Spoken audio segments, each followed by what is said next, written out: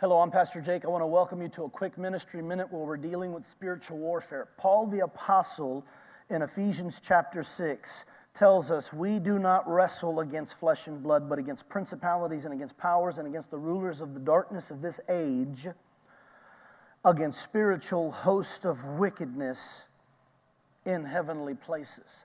I want to first emphasize again how we all are to wrestle against the powers of darkness that Paul is describing.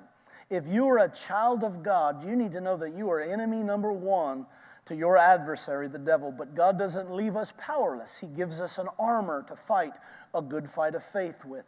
And He even tells us the whole purpose of this armor so that you can stand against the devices of the enemy, the ways of the enemy.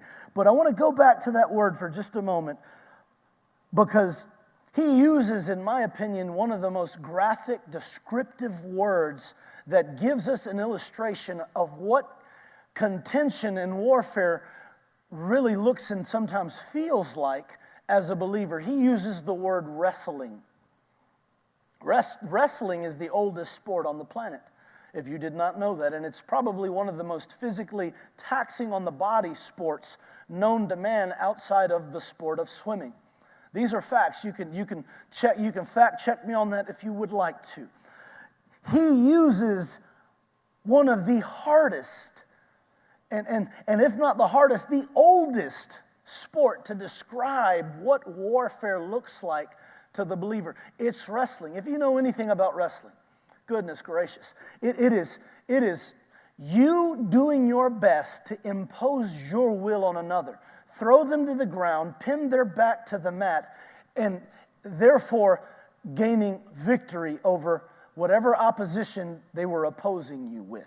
So it's a battle of the wills, but it is going to involve sometimes who is the stronger, sometimes who has more endurance, and sometimes whose strategy and technique is more effective.